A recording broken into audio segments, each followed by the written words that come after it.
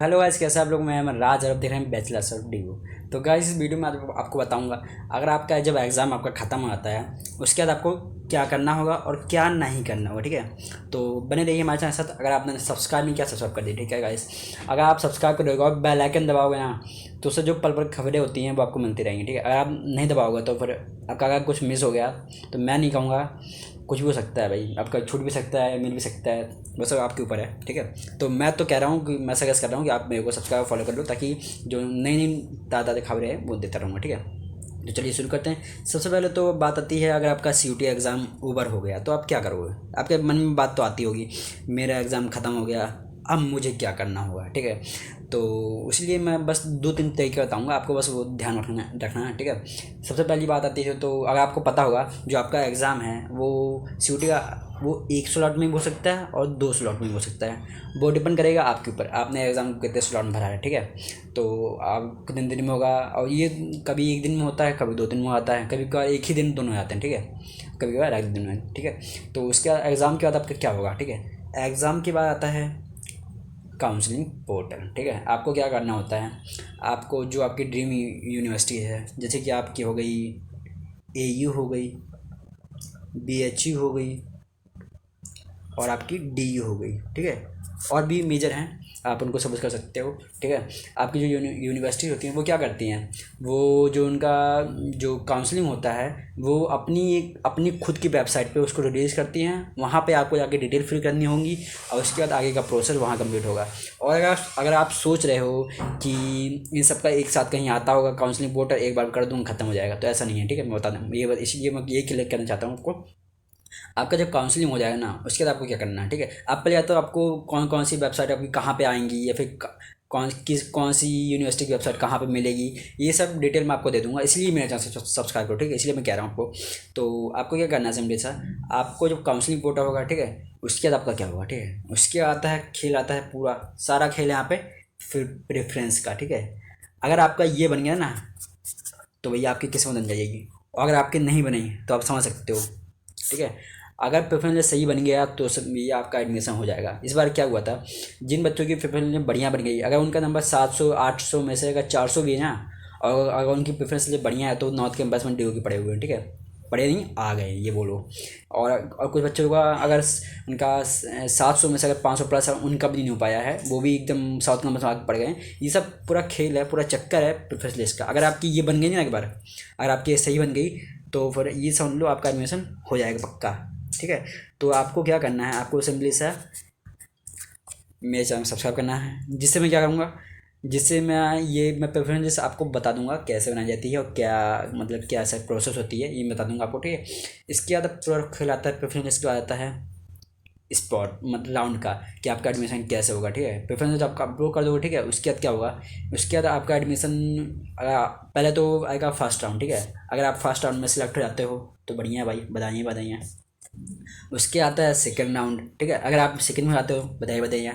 उसके आता है थर्ड राउंड। ठीक है, अगर आप थर्ड राउंड नहीं होगा आपको, ठीक है, अगर आपका थर्ड राउंड नहीं हुआ तो आप सोच रहे हो कहानी खत्म। ठीक है, ऐसा नहीं है। अगर आपका थर्ड राउंड नहीं हुआ, ठीक है, उसके बाद भी ऑप्शन आता है स्पॉट राउंड का। ठीक है, आपका उसके बाद आता है स्पॉट राउंड का, स्पॉट राउंड ये लिखा है मैंने, स्पॉट राउंड। ठीक है, जिसमें भी स्पॉट राउंड 1 होता है और उसके बाद आता है स्पॉट राउंड 2। ठीक है, जैसे देख सकते हो ये मैंने किया स्पॉट राउंड 2। और अगर आप सोच रहे हो अभी तो और आएगा, कुछ और भी होगा, तो गाइस स्पॉट राउंड 2 ये सेकेंड लास्ट। ठीक है, इसके बाद आपको एक चांस और मिलेगा। और ये सब गाइस ये सब तभी आएंगे आपके पास, आपके अगर कॉलेज में सीटें बचती हैं तो, जिस कोर्स को आप टारगेट कर रहे हो, तो अगर सीटें बचेंगी तो ये सारी स्पॉट राउंड आएंगे, वरना ये सब एक ही 2 राउंड में सब खत्म हो जाता है। ठीक है, और सबसे लास्ट में आता है स्पेशल स्पॉट राउंड गाइस। ठीक है, सबसे लास्ट में आता है स्पेशल स्पॉट राउंड। ठीक है, यही होता है आखिरी। अगर आपका नहीं एडमिशन नहीं हुआ है तो आपका जो प्रेफरेंस लिस्ट है ये समझ लीजिए आपका गलत बना पे लगता हो। ठीक है, और अगर बना है तो आप दुआ बना के आप इस स्पॉट राउंड में आपका अगर ट्राई करना आपका पक्का हो जाएगा। ज़्यादा मैक्सिमम हो जाता है क्योंकि आखिरी राउंड है, तो ये आखिरी राउंड होता था तो आखिरी बार होता है। एक बार इसमें आपका हो गया तो हो गया, वरना दोबारा फिर आपको अगले साल ट्राई करना होगा। ठीक है, तो यही कुछ बातें थी आपको ध्यान रखनी चाहिए। और अगर मैं एक बात बताना चाहता हूँ तो आपका क्या होता है, ड्यू में सब कुछ मतलब हर जगह आपको जो एडमिशन होता है वो ऑनलाइन होता है, ठीक है, सारा एडमिशन ऑनलाइन होता है। तो आपको क्या करना है समझे सर, देखो ऑनलाइन होता है, लिख लेंगे आ जाओ, सारा प्रोसेस आपका जो होता है ऑनलाइन होता है, ठीक है। और कभी कभी ऑफलाइन में आता है, वो कॉलेज के ऊपर है, आपको क्या करना होता है, ठीक है। जैसे कि BHU है, BHU क्या करता है, BHU क्या करता है, वो आपको एक कॉल करता है। अब वो सीक्रेट भी हो सकती है, कैसी हो सकती है, अब आपके ऊपर है, आपको एक्टिव रहना है, ठीक है। BHU जब कॉल करिए आपको एक्टिव रहना है, आपको कॉल उठा लेनी है। कॉल उठाने के बाद तभी आपकी जो प्रोसेस है वो आगे बढ़ेगी, ठीक है। और ड्यू में क्या होता है, ड्यू में आपसे जैसे कि आप सब कुछ आपका सारा प्रोसेस हो गया, ठीक है। आपका जो आपकी सीट थी, आपकी जो सीट है, सीट भी रिजर्व हो गई, ठीक है। ये हो गई आपकी सीट रिजर्व, ठीक है। अगर आपकी सीट रिजर्व हो जाएगी, उसके बाद ड्यू में क्या करता है, ड्यू में क्या होता है, कॉलेज होगा आपको कॉन्टेक्ट वहीं पे वेबसाइट पे, ठीक है, वेबसाइट पे ही आप कॉलेज वहाँ पे आपसे आपकी जो डॉक्यूमेंट होता है वो मांगेगा, ठीक है। जैसे कि आपके हो गया 10th की मार्कशीट हो गई, ठीक है, 10th की मार्कशीट हो गई, 12th की हो गई, उसके बाद हो गया आधार कार्ड हो गया आपका, ठीक है। आपका ये सब मांगेगा, आपको ये अपलोड कर देना, ठीक है। उसके बाद बात आती है, ये सब कर दोगे उसके नहीं, उसके बाद आपको एक्टिव रहना है, ठीक है। कॉलेज क्या करता है, अगर कॉलेज लगा कि ये डॉक्यूमेंट वहाँ जो है इसकी जो क्वालिटी है, क्वालिटी बेकार है, तो वो आपको क्वेरी रेज करेगा और कहेगा कि मुझे जो क्वालिटी है, क्वालिटी को दूसरी क्वालिटी में दो, या फिर मुझे बेस्ट दो, या फिर वो कहेगा जो आपका डॉक्यूमेंट है वो मुझे गलत गलत लग रहा है, आपने गलत अपलोड किया है, तो उसको सही पकड़ो, ठीक है। तो आपको ये ध्यान रखना है, आपको एक्टिव रहना है कि जो कॉलेज क्वेरी रेज करे तो आपको फट सोच कर रिप्लाई दे देना, ठीक है। दिन में आपको 3-4 बार चेक करना, ठीक है। तो इससे क्या होगा, आपका जो होगा कॉलेज का वो मिस नहीं होगा, ठीक है। तो यही कुछ गलतियाँ थी जो स्टूडेंट करते हैं, और उनका जो एडमिशन है वो नहीं हो पाता है बीच में।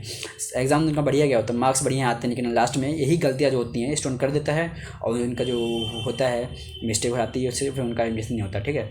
तो यही बातों का आप ध्यान रखिएगा, ठीक है। चलो मिलते हैं नेक्स्ट वीडियो में, तब तक के लिए बाय बाय। सब्सक्राइब कर देना गाइस, ठीक है। मैं फिर से कह रहा हूँ आपको, लाइक भी कर दिया करो गाइस, शेयर कर दो उन दोस्तों को जो आपके दोस्त होते हैं आलसी हैं, इस तरीके के आलसी नहीं आए, ठीक है। वो अपने वहाँ से कोई काम करते नहीं और ढंग से करेंगे नहीं, भूल जाएंगे, इसलिए आप उनको ही वीडियो जरूर शेयर करो, उनको ध्यान रहे कि कैसे कैसे क्या क्या होता है, ये सब होता है, ठीक है। तो चलिए मिलते हैं नेक्स्ट वीडियो में, तब तक बाय बाय।